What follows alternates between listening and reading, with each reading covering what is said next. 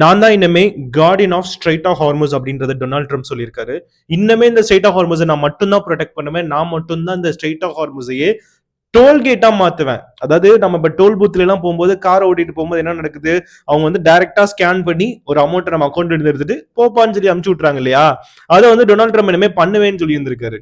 டைரக்டா இப்போ வந்து இந்த உலகத்துக்கே பெரிய ஒரு த்ரெட் அப்படின்றத பாத்தீங்கன்னா டொனால்ட் ட்ரம்ப் கூட சொல்லலாம். ஏன்னா அவரோட மேனேஜ்மெண்ட் பாத்தீங்கன்னா ஆரம்ப காலகட்டத்துல நியூக்ளியர் வெப்பன் நான் கொண்டு வர மாட்டேன் அப்படின்றத, ஈரானை வந்து நியூக்ளியர் வெப்பன் டெவலப் பண்ணக்கூடாது அப்படின்றத, நியூக்ளியர் வெப்பன் வச்சுக்கிட்டே இந்த உலகத்திலேயே 2வது ஹையஸ்ட் நியூக்ளியர் வெப்பன் வச்சிருக்க கண்ட்ரியே பாத்தீங்கன்னா இதை வைக்கக்கூடாது, ஏன்னா நீ வச்சிருந்தா நீ பவர்ஃபுல் ஆயிருவ, நான் அந்த இடத்துல ஒன்ன பார்த்தா ஏதாவது ஒண்ணுக்கு நான் பயப்பட்டாகணும் அப்படின்ற மாதிரி ஒரு கணக்குல பாத்தீங்கன்னா ஸ்டாப் பண்ணலான்னு போனாங்க. கடைசியில் இந்த வார் பெருசாகி இன்னைக்கு ரஷ்யாவும் ஈரானுக்கு சப்போர்ட் பண்ணி ஈரான் வந்து அவங்களோட அந்த அலைஸை எல்லாத்தையும் கைக்குள்ள வச்சுட்டு டைரக்டா அட்டாக் பண்ணி இன்னைக்குமே ஸ்ட்ரைட் ஆஃப் ஹார்மோஸை வந்து ப்ரொடெக்ட் பண்ணி அவங்களுமே வந்து ஸ்டாப் பண்ணி பிளாக் பண்ணிட்டு இருக்காங்க. யூஎஸ்ன்னு ஒரு பெரிய ஒரு கண்ட்ரியா ஒரு சின்ன ஒரு கண்ட்ரி ஈரான் பாத்தீங்கன்னா வந்து அது இந்த தியோக்ரட்டிக் கண்ட்ரி, இஸ்லாமிக் டாமினேட்டட் கண்ட்ரி பாத்தீங்கன்னா அவங்க இன்னும் கண்ட்ரோல்குள்ள பண்ணிட்டு இருக்காங்க.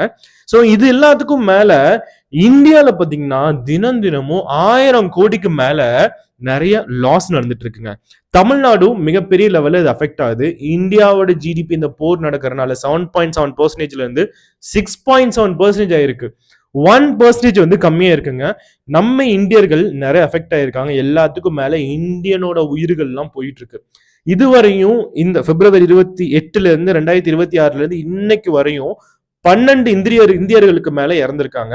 ரீசெண்டா ஒரு முக்கியமான ஒரு சம்பவம் நடந்திருக்கு. அந்த போட் ஷிப் பாத்தீங்கன்னா கடல்ல அவங்க கரைக்க போகும்போது டைரக்டா அந்த ஷிப்பை 2ஆ பொளந்து, அந்த ஷிப்ல 2 ஷிப்பு பேருங்க நான் சொல்றேன் உங்களுக்கு.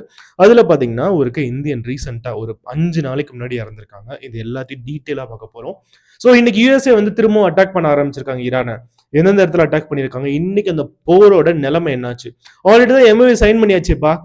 பாகிஸ்தானோட பிரைம் மினிஸ்டர் ரொம்ப கஷ்டப்பட்டு, டர்க்கியும் ரொம்ப கஷ்டப்பட்டு, அதாவது சுவிட்சர்லாண்ட்லாம் போய் டக்குன்னு எம்ஓஏ சைன் பண்ணாங்களே, அதே மாதிரி டொனால்ட் ட்ரம்ப் ட்ரூஸ் அப்படின்லாம் கொண்டு வந்தாரு. என்னாச்சுன்னு கேட்டீங்கன்னா எல்லாத்தையும் ஜஸ்ட் ஒரு சிங்கிள் வேர்ட்ல சிங்கிள் டெசிஷன்ல எல்லாமே ஃபேக்கு, எல்லாமே செல்லாது போங்கப்பா, பஞ்சாயத்து திருப்பி கூப்பிடுங்கன்னு கூட சொல்லல, சண்டே கட்டிக்கலாம்னு சொல்லியிருக்காரு. டொனால்ட் ட்ரம்ப்புக்கும் இன்னைக்கு பெரிய ஒரு சேலஞ்ச் இருக்கு. அதுதான் அங்க யூஎஸ்ஏவோட எலெக்ஷன். அதாவது ரிப்பப்ளிகன்ஸ்ட இன்னைக்கு வந்து அவர் கோரிக்கை விடுக்க ஆரம்பிச்சிருக்காரு. ஏன் இவ்வளோ நாள் இல்லாத கோரிக்கைகள்லாம் பாத்தீங்கன்னா இன்னைக்கு விடுக்க ஆரம்பிச்சிருக்காரு. என்ன சொல்லியிருக்காரு தெரியுமாங்க, ரிப்பப்ளிகன்ஸ்ட போய், அதாவது ஆப்போசிட் எதிர்கட்சிட்ட போய், அதாவது ஈரானை வந்து ரஷ்யா கூட சேர்த்து 2 நாடுகளுக்கும் நம்ம சாங்ஷன் போடலாம் அப்படின்னு சொல்லுங்க. ரஷ்யா கூட ஆல்ரெடி இருக்கு, ஈரானே அந்த லிஸ்ட்ல திரும்பவும் ஆட் பண்ணி இன்னும் டீட்டெயில் இன்னும் நிறைய சாங்ஷன் போடலாம் அப்படின்னு சொல்லியிருக்காங்க. ஸோ என்ன நடக்குதுன்ற விரைவா டீட்டெயிலா பார்க்க போறோம். இது ஒரு ஷார்ட் வீடியோ இருக்க போது. இந்த வீடியோல அதாவது கம்ப்ளீட்டா இன்னைக்கு யூஎஸ்ஏவோட நிலைமை என்ன பண்ணிட்டு இருக்காங்கன்றத நம்ம ஃபுல்லா பார்க்கலாம். வீடியோக்குள்ள போறதுக்கு நம்ம சேனல் சப்ஸ்கிரைப் பண்ணுங்க. அப்பதான் இந்த மாதிரி நிறைய நியூஸஸ் எல்லாத்தையுமே உங்ககிட்ட ஈஸியா வந்து நான் சேர்க்க முடியும். நீங்க என்ன நியூஸ் கேட்குறீங்களோ அதையும் நான் டீட்டெயிலா உங்களோட கருத்துக்களை கேட்டுட்டு அதை டீட்டெயிலா நான் வீடியோ கிரியேட் பண்ண முடியுங்க. ஸோ ஃபர்ஸ்ட் விஷயம், அதாவது வந்து டீசாலினேஷன் பிளான்.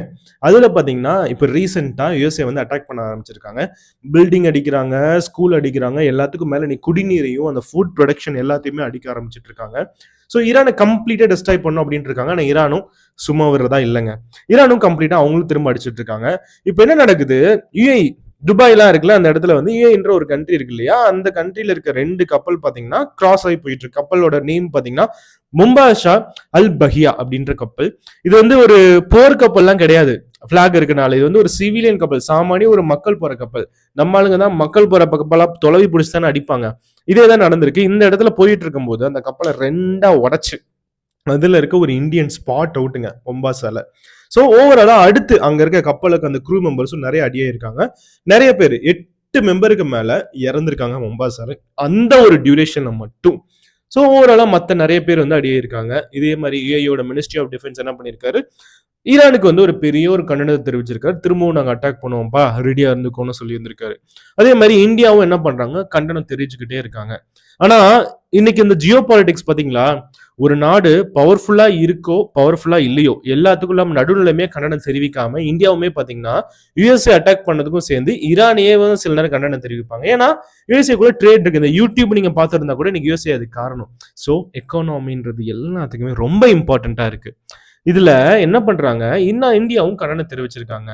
ஸோ ஓவராலாக இந்த வார் பார்த்தீங்கன்னா February 28 அப்போ ஸ்டார்ட் ஆகி இன்னும் கண்டினியூஸாக போயிட்டு இருக்கு. ஒவ்வொரு நாளும் பார்த்தீங்கன்னா 100 கப்பலுக்கு மேலே அந்த இடத்துல டிரான்ஸ்மிட் ஆகும். டிரான்ஸ்மிட் ஆகிருக்க இந்த நேரத்தில் பார்த்தீங்கன்னா வந்து அதாவது கப்பல்கள் போகக்கூடாதுன்னு சொல்லிட்டு பிளாக் பண்ணி வச்சிருக்காங்க. ஒவ்வொரு கப்பலுக்கும் நான் வரி விதிப்பேன், அதாவது $1 வரி வச்சுக்கிறேன்ப்பா அப்படின்னு சொல்லிட்டு ஈரான் கேட்டாங்க. ஆரம்ப காலகட்டத்தில் ஆரம்பிச்சு வச்சதே அவங்க தான். ஈரான் வந்து ஃபர்ஸ்ட் $1 வார் ரிப்பார்டேஷன் அப்படின்னு சொல்லிட்டு வாரன்கான நாங்கள் இழப்புகள்லாம் நாங்கள் சந்திச்சுக்கிறோம், அதெல்லாம் வந்து நாங்கள் சமாளிச்சுக்கிறோம், அதெல்லாம் வந்து அதனால ஒரே ஒரு டாலர் மட்டும் நாங்கள் வந்து $1 கிடையாது, 1% மாதிரி இருக்க கணக்கு அதில் வந்து நாங்கள் கொண்டு வந்துக்கிறோம், நாங்கள் வந்து அதில் வரி வச்சுக்கிறோன்றாங்க. ஆனால் டொனால்ட் ட்ரம்ப் 20% மாத்திட்டாரு. ஒன்னும் இல்ல, ஒரு கப்பல் போகுது, ஒரு கப்பல் 1000 கோடி மதிப்பு பொருட்களை கொடுத்துக்கிட்டு போகுதுன்னா அதுல 20%ங்க நினைச்சு பாருங்க, 200 கோடி யூஎஸ்ஏக்கு தரணுமா? என்னப்பா நியாயம் இது அப்படின்னு கேட்கிற மாதிரி இருக்கு இல்லையா? சோ அதுதான் வந்து அவர் கேட்கிறாரு. ஆரம்பத்துல வந்து யூஎஸ்ஏ வந்து இந்த மாதிரி தான் டீலை சைன் பண்ணி போட்டிருந்திருக்காங்க. ஸோ $20 அப்படின்னு நிறைய பேர் நினைக்கலாம், ஆனா வந்து இது 20%. ஸோ டாலர்ஸ் வேற, பெர்சன்டேஜ் வேற இல்லையா? ஸோ இன்னைக்கு பாத்தீங்கன்னா என்ன விலைகள் பாத்தீங்கன்னா 1000, அதாவது $100 மேல போய்கிட்டே இருக்கு. ஆனா டொனால்ட் ட்ரம்ப் ட்ரூஸ் சைன் பண்ணும்போது பாத்தீங்கன்னா ரொம்ப கம்மியா இருந்துச்சு. ஈரான் என்னவோ $1, $2, $20 இந்த மாதிரி தான் டாக்ஸ் கலெக்ட் பண்ணணும்னு நினைச்சாங்க. ஆனா இவங்க யூஎஸ்ஏ மொத்தமா எல்லாத்தையும், இந்த உலகத்துல இருக்க எல்லாத்தையும் நான் கொள்ளையடிக்கணும் அப்படின்னு நினைக்கிற மாதிரி பாத்தீங்கன்னா 20%, அதாவது டாலர்ஸ் மாத்திருக்காங்க, 20% வந்து ஓவரால் மணியை மாத்திருக்காங்க. இது மூலியமா கம்ப்ளீட்டா உங்களோட வாழ்நாள், என்னோட வாழ்நாள், நம்ம காலையில சாப்பிட்ற உணவு முதற்கொண்டு எல்லாமே மிகப்பெரிய லெவல்ல பாதிப்புகள் ஏற்படுங்க. ஒவ்வொரு பொருட்களும் விலையேற்றடையும். ஒவ்வொரு இடத்துலையுமே பார்த்தீங்கன்னா பெட்ரோல் முதற்கொண்டும் எல்லாத்துலேயுமே பார்த்தீங்கன்னா அவங்க பஸ் ஃபேராக இருக்கட்டும், ஸ்கூல் ஃபீஸாக இருக்கட்டும், நம்ம ட்ரெயினில் போகும்போது அந்த ஒரு சார்ஜாக இருக்கட்டும், எல்லாமே சாமானிய மக்கள் யூஸ் பண்ணுற எல்லாத்துலேயுமே பெரிய விலையேற்றம் இருக்கும். இதே மூலியமா ஓவராலாக இந்த உலகத்தில் வந்து ப்ராஃபிட் அடைகிற ஒரே ஒரு விஷயம் என்னன்னா யுஎஸ்ஏ மட்டும்தான். இதுதான் இன்னைக்கு இருக்க அந்த விஷயம். அதே மாதிரி நம்ம இந்தியாவில் பார்த்தீங்கன்னா எல்பிஜி சிலிண்டர் விலை இன்னும் ஏறிட்டே இருக்கு, ஷார்ட்டேஜ் அதிகமாகவும் இருக்காங்க. எல்லாத்துக்குமே இந்த உலக நாடுகள்லாம் சேர்ந்து ஒரு முக்கியமான ஒரு முடிவுகள் எடுக்கணும், இந்த போரை சீக்கிரமா நிறுத்தணும். இது இன்னைக்கான ஒரு மேஜர் நியூஸ், அதை உங்கள்கிட்ட கொண்டு சேர்க்கணும் அப்படின்றது தோணுச்சு. வேற என்ன உங்களுக்கான வீடியோ வேணுன்றது கம்மியில் தெரிவிங்க. வேற ஒரு வீடியோ உங்களை சந்திக்கிறேன். மிக்க நன்றி.